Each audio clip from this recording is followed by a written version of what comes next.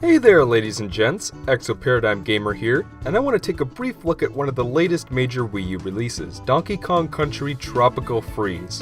I'm a huge Donkey Kong fan, and I've been following this game since it was announced last June all the way up until its release this past February. I want to dig deeper into this game later down the road when I start reviewing Donkey Kong games in full, but until then I figured I'd offer some thoughts on my first playthrough and how I think it stacks up with the rest of the series. Without further ado, this is Donkey Kong Country Tropical Freeze. The plot is simple. A group of Viking-like creatures called the Snowmads have taken control of Donkey Kong Island, and the King of Swing has been booted out into the distant ocean. Now Donkey Kong must roll, bash, and smash his way through 5 islands to find his way home and send the Snowmad King back from whence he came. The one thing I can say right off the bat is that the graphics are gorgeous. The scenery is oozing with bright colors, varied landscapes, and intricate textures. Donkey Kong has always been famous for having excellent graphics, and this HD incarnation is no exception. The music is also fantastic, with none other than my favorite video game composer of all time, David Wise, returning to provide some of the best video game music I've heard in years.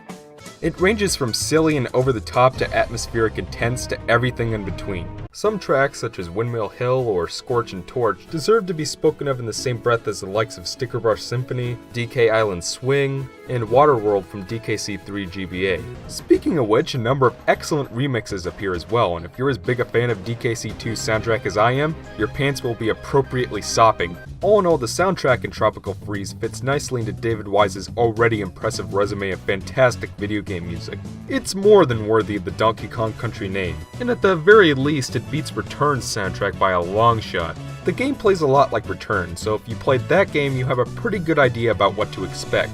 You roll, hop, and bop your way from stage to stage, with hidden bonus rooms to find and puzzle pieces to collect along the way. One thing that's disappointing is that, like Returns, the bonus rooms are still nothing but collect all the bananas and the puzzle piece will appear. Has Retro not played DKC 2 or 3 or something? These bonus rooms are still fun, don't get me wrong, they're just missing the variety present in the later Classic Series installments.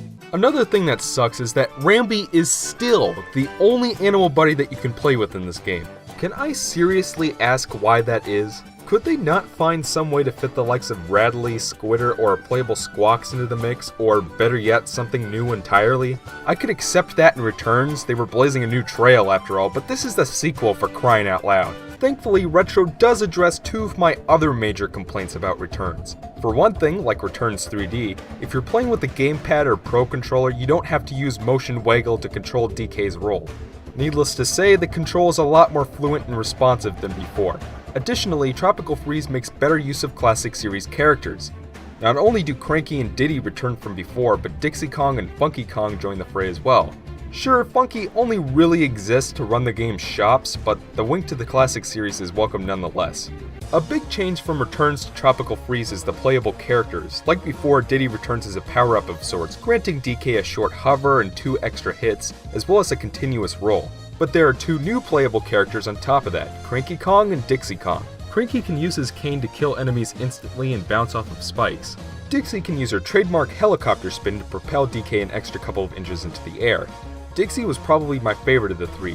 Her spin pretty much does the same thing as Diddy's barrel jet with the added benefit of floating you upwards. Cranky was probably my least favorite. While he's useful for progressing around spikes, he's not very conducive to the rather crazy platforming in this game. The 5 islands are some of the most interesting areas to ever have been featured in a DKC game. A marked improvement from Returns, where everything felt recycled from DKC1 with the exception of the cliff and volcano areas. First, there's the Lost Mangroves, filled with twisty tree trunks and crashed airplane pieces. Then there's Autumn Heights, featuring swirly windmills, golden tree canopies, and tall mountain peaks. Then there's my favorite of the 6, Bright Savannah. This area features bonsai trees and yellowed grass. Next is probably the most generic of the areas, Seabreeze Cove, which reminds me a lot of the beach area from Returns, though there is one important difference. DK and family can swim this time around, which controls smoother than buttered ice. Finally, we have Juicy Jungle, which has a forest factory theme going for it. After that, you make your way to ice-covered Donkey Kong Island. The level design is some of the best in the series. If you're like me and you like your platformers to have exploratory design, then you're really going to enjoy Tropical Freeze. Like Returns, there's a shitload of goodies to be found in every nook and cranny. And if you're going for 100%, you're going to be playing this game for quite a while. Like Returns, the game really excels in set pieces. From the destroyed airplanes of the Lost Mangroves, to the twirly windmills of Autumn Heights, to the wooden machinery of Juicy Jungle, to the return of Squidicus from the previous game in Seabreeze Cove, the game is fantastic at keeping you on your toes as to what to expect next. My favorite level in the whole game is Grassland Groove, where giant primitive parade floats move in tandem with the glorious background music, which changes slightly as you progress through the level. The bosses are also a lot of fun to take on, even changing up their strategies as you progress through the fight. All in all, Tropical Freeze is, in my opinion, one of the best games in the whole series, definitely up there with 2 Diddy's Conquest. I'm not sure whether it supplants number 2, but it's certainly a worthy contender and the better game in the Return series. If you're a Donkey Kong fan like me, or even someone who just owns a Wii U and wants something with lots of content and a great production value, I highly recommend checking it out for yourself. Until next time, I'm ExoParadigmGamer, and I hope you enjoyed the mini review.